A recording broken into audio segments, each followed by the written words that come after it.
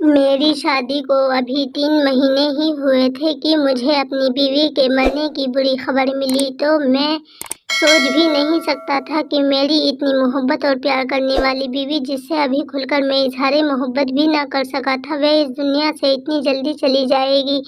میں نے اس کی محبت کو پورا کرنے کے لیے کسی قسم کی کمی نہیں چھوڑی تھی۔ جیسا وہ چاہتی تھی میں نے ویسا ہی کیا، پر زندگی نے اتنا بڑا ستم مجھ پر کر دیا کہ میری بیوی بھری جوانی میں مجھے چھوڑ کر چلی گئی۔ لیکن بیوی کے مرنے کے بعد ہی اصل کہانی شروع ہوئی، جس نے مجھے نہ صرف جھنجھوڑ کر رکھ دیا بلکہ بہت سارے رشتوں کی پہچان کروا دی تھی۔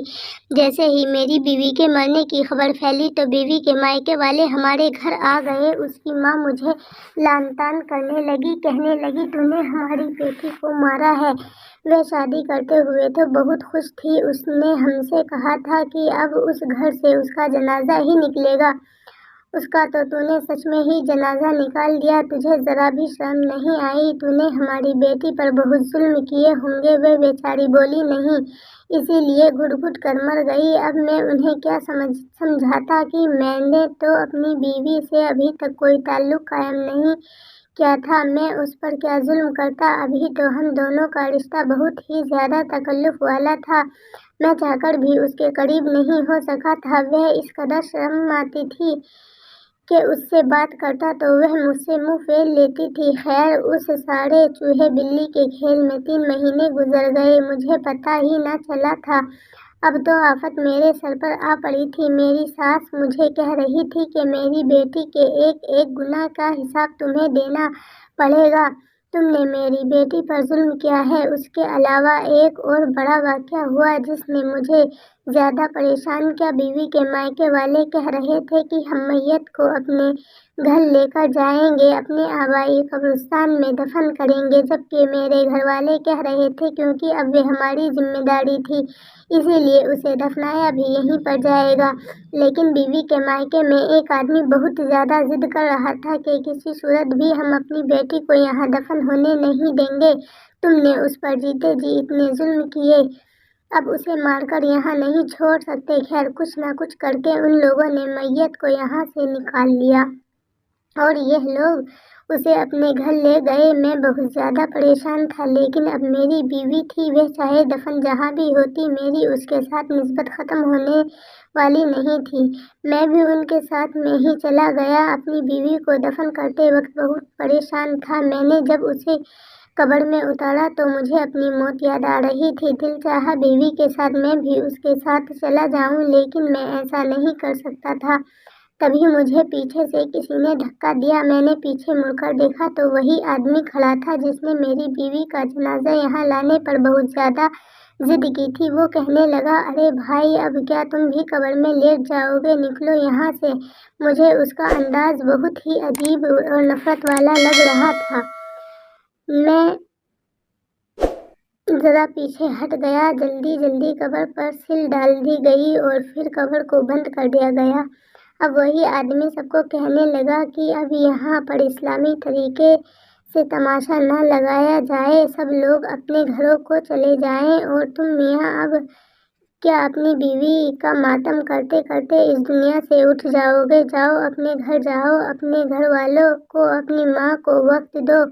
میں اس کی کڑوی کسیلی باتیں سن کر بہت پریشان تھا، لیکن کیا کرتا؟ یہ موقع ہی ایسا تھا کہ میں زیادہ بول بھی نہیں سکتا تھا۔ میں چپ چاپ اپنے گھر آ گیا۔ تبھی گھر جا کر میرا دل پوری طرح رو رہا تھا۔ تبھی میں کسی دوست کو فون کرنے والا تھا، میں نے جیب میں ہاتھ ڈالا تو دیکھا میرا تو موبائل ہی جیب میں نہیں تھا۔ یہ دیکھ کر میرے قدموں تلے زمین نکل گئی۔ میں بہت پریشان ہوا، سوچا کہ شاید موبائل کہیں راستے میں گر گیا ہوگا۔ پھر مجھے یاد آیا کہ قبرستان سے آتے ہوئے میری جیب ذرا ہلکی تھی۔ میں اس وقت اتنا محسوس نہیں کر سکا، لیکن بات دراصل یہی تھی کہ میں اپنا موبائل قبرستان میں ہی بھول آیا تھا۔ موبائل کے بغیر تو زندگی نہیں گزاری جا سکتی، یہ بات تو آپ لوگ بھی اچھی طرح جانتے ہوں گے۔ میں گھر سے نکلا تو فوراً قبرستان میں پہنچا جہاں پر میری بیوی دفن ہوئی تھی۔ پہنچتے ہی میری نظر پورے قبرستان پر پڑی تو کہیں اپنا فون نظر نہیں آیا۔ ادھر ادھر دیکھنے کے بعد تبھی ایک بوڑھا آدمی میری طرف آیا۔ کیا ڈھونڈ رہے ہو بیٹے؟ وہ آدمی شاید اس قبرستان کا گورکن تھا۔ بس چاچا، شاید یہاں اپنا موبائل بھول گیا ہوں، وہ ڈھونڈ رہا ہوں۔ کہیں تم اپنا موبائل قبر میں تو نہیں گرا کر آ گئے؟ چاچا نے بڑی حیرانی سے پوچھا تھا۔ ہاں، یہ بھی ہو سکتا ہے۔ اصل میں جب میں قبر میں تھا تو مجھے کسی نے قبر سے ہٹانے کے لیے پیچھے سے دھکا مارا۔ لگتا ہے کہ میرا موبائل نیچے ہی گر گیا ہے۔ لگتا ہے اب مجھے قبر کھودنی پڑے گی۔ توبہ کرو میاں، کیسی باتیں کرتے ہو؟ وہ آدمی اپنے کانوں کو ہاتھ لگانے لگا۔ ایک چند ہزار کے موبائل کے لیے تم اللہ کا اتنا بڑا قانون توڑو گے؟ قبر اللہ کی حد ہوتی ہے۔ خبردار، اگر تم قبر کھولنے کی کوشش کرو گے تو تمہاری بیوی کے سارے گھر والے آ جائیں گے اور تمہیں زندہ نہیں چھوڑیں گے۔ تم ایسی باتیں ہرگز مت کرنا، اور وہ یہی سوچیں گے کہ تم نے ہی ان کی بیٹی کو مارا ہے۔ میں یہ بات سن کر حیران ہو گیا۔ اس آدمی کو میرے گھر کے مسئلوں کے بارے میں کیسے پتا تھا؟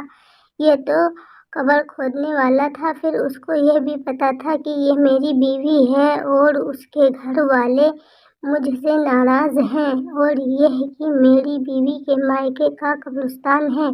شہروں میں ایسی باتیں نہیں بتائی جاتی، نہ ہی کوئی دوسرے خاندان کے بارے میں جانتا ہے، پر یہ قبر کھودنے والا تھا جسے ہر طرح کی معلومات تھی۔ میں بڑا حیران ہوا لیکن چپ تھا۔ اس وقت غم ہی اتنا تھا کہ میں فوراً اپنے گھر لوٹ آیا۔ گھر آ کر میں نے یہ بات اپنی ماں کو بتائی۔ اماں کہنے لگی، ارے بیٹا، اس میں پریشان ہونے کی کیا بات ہے؟ تم ایسا کرو کہ دوسرا موبائل لے آؤ، پریشان ہوتے پھرو گے۔ اب اگر بیوی کی وفات کے بعد تمہارے پاس موبائل بھی نہیں ہوگا تو تمہارا دل اور بھی زیادہ پریشان ہوگا۔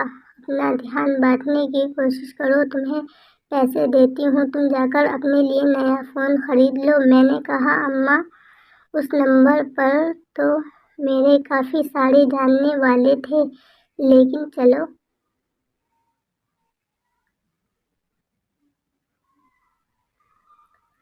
آپ کہتی ہیں تو میں ایسے ہی کروں گا۔ آپ مجھے پیسے دے دو، میں آپ کو 1 مہینے کے بعد لوٹا دوں گا۔ ماں نے مجھے پیسے دے دیے۔ میں جا کر اپنا نیا فون خرید لایا۔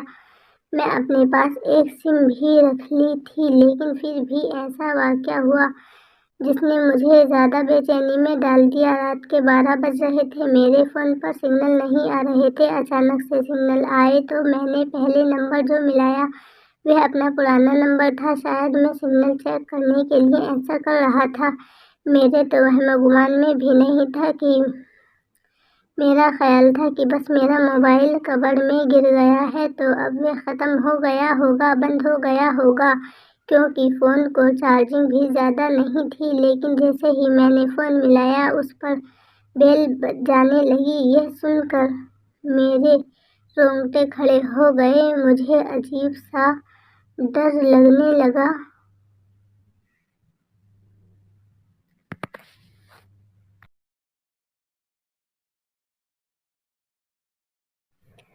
موبائل قبر میں ہے اور وہاں اس پر بیل جا رہی ہے، لیکن اگلے لمحے جو ہوا اس نے مجھے حیران کر کے رکھ دیا۔ میرا فون اٹھا لیا گیا تھا، اور پھر جو ہوا، میں اس قدر حیران پریشان ہوا کہ مجھے سچ میں مسئلہ ہوا کہ فوراً اپنی جگہ سے اٹھ کھڑا ہوا۔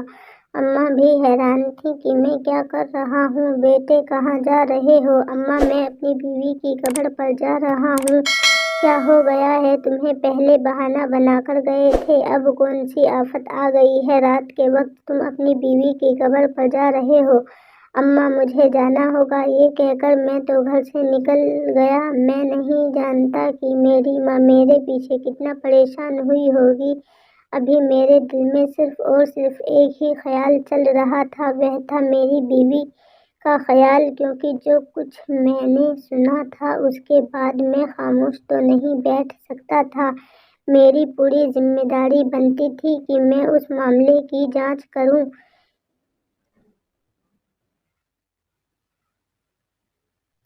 اس لیے میں اپنی بیوی کے آبائی قبرستان پہنچ گیا تھا، مگر جیسے ہی میں اندر قدم رکھا تو وہی گورکن مجھے ملا۔ تم یہاں بار بار کیا ڈھونڈنے آتے ہو؟ مجھے دیکھ کر وہ غصے سے بولا اور میں نے کہا آپ چپ رہیے، آپ مجھ سے بار بار سوال کیوں کرتے ہیں کہ میں یہاں آیا کیوں ہوں؟ لیکن میاں میں تو تم سے ہمدردی کی وجہ سے پوچھ رہا ہوں نا، تمہیں اس قبرستان کا نہیں پتہ؟ میں یہاں کا گورکن یعنی قبر کھودنے والا ہوں، تو میں ہی ذمہ داری اٹھاؤں گا نا، اس لیے پوچھ رہا ہوں۔ کوئی مسئلہ ہے تو مجھے بتاؤ، میں حل کر دیتا ہوں۔ میں نے گورکن کو بھی ساری بات بتا دی تھی۔ یہ سنتے ہی اس کے چہرے پر ایک رنگ آیا اور گزر گیا۔ اچھا، میں اس معاملے کے بارے میں کچھ نہیں جانتا بیٹا، لیکن ایک بات ضرور کہوں گا کہ اس کا تعلق تمہاری بیوی سے ہے، تمہاری بیوی کی قبر سے نہیں، اور تم اپنی بیوی کے گھر والوں سے جا کر اس بارے میں معلوم کرو، تمہیں خود ہی سمجھ آ جائے گا۔ میں کچھ بولوں گا تو وہاں قیامت ہو جائے گی، اسی لیے خود گنہگار نہیں ہونا چاہتا، تم خود جا کر معلوم کرو۔ عقل مند کے لیے اشارہ ہی کافی ہوتا ہے۔ ان کی بات سن کر سمجھ گیا تھا کہ وہ مجھے پوری طرح بات نہیں بتانا چاہتے، شاید اس نے میری بیوی کے گھر والوں سے کوئی رقم وصول کی ہوگی یا کوئی اور وجہ ہوگی جس کی وجہ سے وہ پوری بات مجھے نہیں بتا پا رہا تھا۔ میں اپنی بیوی کے قبرستان سے ہو کر اس کے گھر پہنچ گیا، لیکن میں نے گھر کے دروازے پر دستک نہیں دی بلکہ یوں ہی گھر میں داخل ہو گیا۔ میں نے دیکھا وہ سب لوگ ایک کمرے میں بیٹھے باتیں کر رہے تھے۔ گھر کا باہر والا حصہ بالکل خالی تھا، وہاں کوئی بھی نہیں تھا، اس لیے میں چلتا ہوا اس کمرے کے قریب پہنچ گیا جہاں بیٹھ کر وہ لوگ باتیں کر رہے تھے۔ میں نے دیکھا ان سب کے چہروں پر بے پناہ غصہ تھا، لگتا تھا جیسے کہ وہ بھی اٹھ کر مجھے مارنا شروع کر دیں گے۔ وہ بات کر رہے تھے میری بیوی ہی کے بارے میں، لیکن سمجھ نہیں آ رہا تھا وہ میری بیوی پر غصہ کیوں کر رہے ہیں۔ تبھی میرا ہاتھ ایک پیالی پر لگا، وہ پیالی ٹوٹ کر گر پڑی تو سب لوگوں کی توجہ میرے اوپر آ گئی۔ وہ لوگ مجھے یوں دیکھنے لگے جیسے میں نے اس گھر میں چوری کر لی ہو۔ بیٹا تم یہاں کیسے اور کب آئے تھے؟ میری ساس نے مجھ سے پوچھا۔ اماں جی، میں آپ کو یہ سب بات بتانے کے لیے آیا ہوں۔ میں نے اپنی ساس کی طرف امید بھری نظر ڈالی۔ ہاں بیٹا بتاؤ، آؤ تو ہمیں تمہارا انتظار تھا۔ میرا انتظار؟ مگر وہ کیوں؟ میں نے اپنی ساس سے پوچھا۔ بس بیٹا، حالات ہی کچھ ایسے ہیں کہ کیا کریں، تمہیں تو پتہ ہے کہ ہم ایک معمولی سے خاندان سے تعلق رکھتے ہیں۔ میرا بھانجا کل سے نہیں آ رہا، وہ ایسا غائب ہوا کہ میری بہن بھی پریشان ہو گئی ہے، کہتی ہے کہ اپنے داماد سے کہہ کر میرے بھانجے کو کہیں سے ڈھونڈ دو ورنہ میں مر جاؤں گی۔ میرا ایک ہی جوان بیٹا تھا، اگر وہ بھی نہ رہا تو میں کیا کروں گی؟ تم جانتے ہو ہماری ان کے ساتھ ناراضگی ہی چل رہی ہے، لیکن اب اس موقع پر ہم دونوں خاندان ایک دوسرے کے بہت قریب ہو گئے ہیں۔ میں یہ سن کر اپنا غم بھول گیا۔ اچھا ماں جی، آپ کا کام کروا دوں گا، لیکن میں آپ کو اپنا مسئلہ بتانے آیا ہوں۔ بیٹے، مسئلے تو چلتے ہی رہتے ہیں۔ میری ساس نے میری بات کو نظر انداز کر دیا تھا، لیکن تم پہلے میرا کام کر دو، اس کے بعد تم جو کہو گے میں وہی کروں گی۔ میں اپنی ساس سے بحث کرنا مناسب نہیں سمجھا، وہاں سے ایک اور ذمہ داری لے کر واپس اپنے گھر آ گیا۔ میں اپنی بیوی کی قبر کھودنا چاہتا تھا، میں اس کی قبر کھود کر اپنی تسلی کر لوں ایک بار، کیونکہ جو کچھ میں نے سنا تھا وہ جانتا تھا۔ اس کے بعد میرا دل بہت عجیب سا ہو گیا تھا، میں چاہتا تھا کہ میں اپنی بیوی کی قبر کھودوں، لیکن کوئی بھی مجھے اس بات کی اجازت نہیں دے رہا تھا، نہ کوئی میری بات پر یقین کر رہا تھا، اس لیے میں نے سوچ لیا کہ جو کچھ کروں گا میں خود ہی کروں گا۔ رات کے 2 بجے میں نے قبرستان میں جانے کا فیصلہ کر لیا تھا۔ اب مجھے اپنی بیوی کی قبر کھودنا بہت ضروری لگ رہا تھا۔ 2 بجے گھر کے سب لوگ سو چکے تھے۔ میں جانتا تھا کہ وہ گورکن جو بار بار مجھے منع کر رہا تھا وہ بھی اس وقت نہیں جاگ رہا ہوگا۔ اس کو تو لگتا ہوگا کہ میں اب تھک ہار کر چپ بیٹھ جاؤں گا، پر میں چپ بیٹھنے والوں میں سے نہیں تھا۔ اتنی بڑی بات ہو گئی تھی، میں کیسے خاموش رہتا؟ میں نے جا کر سارا انتظام مکمل کر لیا اور تقریباً 2:30 بجے قبر کھولنا شروع کر دی۔ قبر کی مٹی کافی نرم تھی، ایسا لگ رہا تھا جیسے قبر کو کچھ دیر پہلے ہی بند کیا گیا ہو۔ میں نے جلدی جلدی مٹی ہٹائی تو پتھر کو ہٹانے میں مجھے 5 سے زیادہ منٹ کا وقت نہیں لگا۔ میں اس وقت اتنی جوش میں تھا کہ بڑے سے بڑے پہاڑ بھی اکھاڑ سکتا تھا۔ جب میں نے پتھر ہٹایا تو ایک اور حیرت کا جھٹکا مجھے لگا۔ سامنے کا منظر دیکھ کر میرے پسینے چھوٹ گئے، ٹھنڈے پسینے میرے چہرے پر آ رہے تھے۔ میں اس قدر پریشان تھا کہ سمجھ نہیں آتی تھی کیا کروں، ہنسوں، روؤں یا پھر اپنی بیوی کا ماتم مناؤں، کیونکہ سامنے قبر خالی تھی۔ قبر میں نہ میری بیوی تھی، نہ اس کا کفن تھا، نہ ہی میرا موبائل فون تھا۔ میں تو اپنا فون ڈھونڈنے آیا تھا، پر ایک نیا قصہ کھل گیا تھا۔ اصل جب میں اپنا فون کان سے لگایا تھا تو کسی نے میری کال اٹھائی تھی۔ اس بات سے مجھے لگا جیسے میرا فون قبر میں نہیں رہا بلکہ میرا فون کوئی چوری کر کے لے گیا۔ لیکن جب میں نے اگلی بات سنی تھی وہاں سے میری حیرانی زیادہ ہو گئی۔ کچھ دیر بعد ہواؤں کے چکر کی آواز ہوتی ہے، ایسی آواز آتی رہی۔ پھر میرے کانوں میں ایک آواز پڑی، میری بیوی سخت عذاب میں ہے اور جب تک اس کے نام کا خرچ عطا نہیں کر دیا جاتا تب تک وہ یوں ہی تڑپتی رہے گی۔ شاید میں یہ بات سن کر بے وقوف بن جاتا، لیکن میں یہ سوچنے لگا کہ قبر میں آنے والے فرشتے تو کبھی بھی اردو زبان میں بات نہیں کر سکتے، وہ تو سنا ہے کہ عربی میں بات کرتے ہیں۔ پھر ایسا کیسے ہو سکتا ہے کہ فرشتے کی آواز مجھے فون پر سنائی دے؟ یہ چیز کوئی ڈرامہ یا پھر کوئی جھوٹ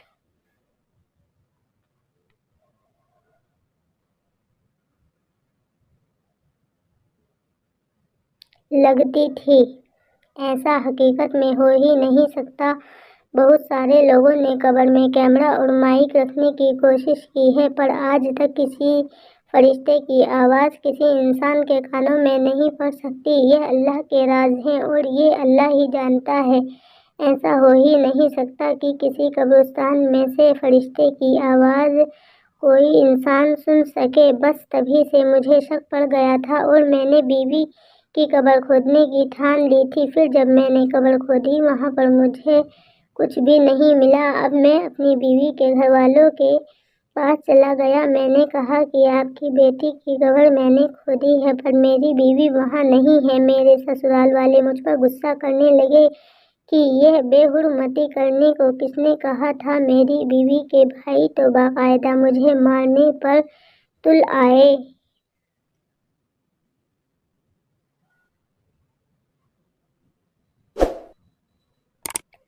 وہ اس قدر اونچی آواز میں بات کر رہے تھے کہ اب ان سے ڈر لگنے لگا تھا۔ میں نے کہا کہ آپ کو یہ سب نہیں کہنا چاہیے، میں تو کبھی بھی اپنی بیوی کے لیے برا سوچ ہی نہیں سکتا تھا، اور یہ بات ان لوگوں کو کون سمجھائے؟ ان کو تو میں نہ جانے کسائی، ظالم یا جلاد لگ رہا تھا۔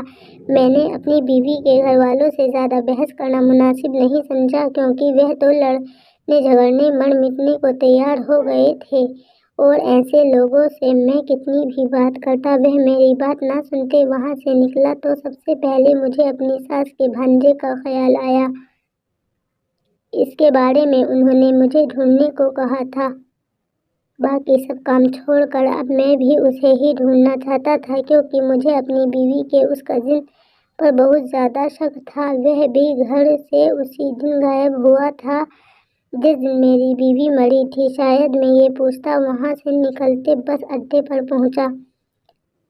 وہاں جا کر میں نے اپنی ساس کے بھانجے کے بارے میں بتایا۔ مجھے وہاں کہیں ایک لوکل آدمی نے اس بات کی معلومات دی کہ وہ صبح صبح ہی داس کے لیے نکلا ہے۔ یہ بات میرے لیے زیادہ حیران کرنے والی نہیں تھی۔ میں اس کا پتہ ڈھونڈتے ڈھونڈتے اس تک کیسے پہنچا یہ ایک الگ کہانی ہے، پر وہ ایک چھوٹی سی تنگ گلی میں کرائے کے مکان میں رہتا تھا اور آج اسے ڈھونڈتے ہوئے مجھے 1 ہفتہ ہو چکا تھا۔ ہفتے کے بعد جب میں اس گلی میں اس کے گھر کے دروازے پر دستک دینے کے لیے گیا تو میرے دل میں تمام سوالوں کے جواب پہلے سے موجود تھے، اور کچھ سوال میرے ذہن میں आ भी रहे थे। मैं वह सब उससे पूछना चाहता था। जैसे ही दरवाज़ा खुला मैंने देखा कि सामने कोई और नहीं बल्कि मेरी अपनी बीवी खड़ी है। मैं तो किसी और को ढूंढने यहाँ आया था। मुझे देखते ही उसके चेहरे का एक रंग आया और एक गुजर गया। वह बड़ी मुश्किल से अपनी जान बचाकर पीछे भागने लगी। मैंने उसे बाजू से पकड़कर घसीटना शुरू कर दिया। वह चिल्लाने लगी। शायद मुझे गाली वालों के सामने एक गुंडा जाहिर करना चाहती थी। मैंने सबको चुप करवा दिया कि यह मेरी बीवी है और मैं उसे ऐसे यहाँ छोड़कर नहीं जा सकता। सब लोग बहुत हैरान थे। मेरी बीवी के चेहरे पर भी बहुत शर्मिंदगी थी। मैंने उसे लाकर गाड़ी में फेंका और उससे पूछा कि तुम यहाँ पर क्यों हो? तुम तो मर गई थी। वह रोने लगी। खुद के लिए मुझे माफ़ कर दो, खुदा का नाम मत लो। तुमने तो सबको नाराज़ करके यह रास्ता अपनाया है। अब बताओ कि तुम्हें सज़ा क्या दूँ? मेरी बीवी मुझे हाथ जोड़कर माफ़ी मांगने लगी कि पहले एक बार आप मेरी बात सुन लें, फिर मैं आपको सब कुछ सच सच बताऊंगी। अगर अब भी आपको यकीन न आए तो आप जो कहेंगे मैं वही करूंगी। मेरी बीवी ने जब अपनी कहानी सुनाना शुरू की तो मैं भी चुप हो गया था। अब मैं उसे क्या कहता, क्या सज़ा देता। उसने बताया कि वह जब से बड़ी हुई है उसके घर में उसके ख़ानदान वालों का आना जाना लगा रहता था। उसका एक कज़न जो कि उसकी खाला का बेटा भी था अक्सर उसके घर आता जाता था। नज़ीर के साथ बेतकल्लुफ़ी बढ़ी तो एक दिन नज़ीर ने उससे कहा कि उसे मॉडलिंग करवाने के लिए दूसरे शहर ले जाएगा। वह खूब पैसा कमाएगी, मशहूर हो जाएगी और घर की गरीबी ख़त्म कर देगी। वह भी उसकी बातों में आ गई, उसके साथ चल पड़ी। दूसरे शहर जाकर उसने अपनी हवस का निशाना बनाया और साथ ही उसकी तस्वीर भी बनाई। जब मेरी इतनी सारी तस्वीरें बन गई तो बेचारी मैं मजबूर हो गई और उसकी बात मानने लगी थी। यह बात उसकी माँ को पता चली तो माँ ने मेरी शादी आपसे करवा दी। पर उस भांजे ने तो मेरा पीछा ही नहीं छोड़ा था। वह कभी उसके ससुराल आता तो कभी कुछ करता। साथ ही उसने सख्ती से मना कर रखा था कि अपने शौहर के पास नहीं जाना। अभी मेरी बीवी 2 हिस्सों में बट चुकी थी। वह उस शख्स की बातें भी मानती और मेरे घर में खुशी खुशी रहती भी थी। अपना गम किसी पर जाहिर ना होने देती। फिर एक दिन उसके खालाजाद ने एक अनोखी फरमाइश कर दी कि तुम मरने का नाटक करो, उसके बाद मैं तुम्हें यहाँ से लेकर जाऊँगा। तुम मेरी बीवी बनकर रहोगी। उसे बेवकूफ़ को इतना भी नहीं पता कि एक शख्स के निकाह में होते हुए दूसरा निकाह नहीं हो सकता। मेरी बीवी ने उसके कहने के मुताबिक नाटक किया। खुदा जाने यह नाटक उसने इतनी कामयाबी से कैसे किया, पर जैसे ही मेरी बीवी के मरने का ऐलान हुआ था उसके मायके के सब लोग मेरे घर आ गए थे और शायद उसे दफनाने में जल्दी करने के लिए यही वजह थी कि वह आदमी उसे सब के पीछे पड़ा था। उसने सबको पैसे जो खिलाए होंगे अब मेरी बीवी को पैसा कमाने का जरिया बना चुका था। उसे पर बेइंतहा जुल्म भी क्या करता था। मेरी बीवी अपने खानदान वालों से और सब लोगों से नज़र मिलाने के काबिल भी ना रही थी, इसलिए वे उसकी बातें मानती चली गई और दलदल में फंसती चली गई। अब उसकी ज़िंदगी जानवरों से भी बदतर हो चुकी थी।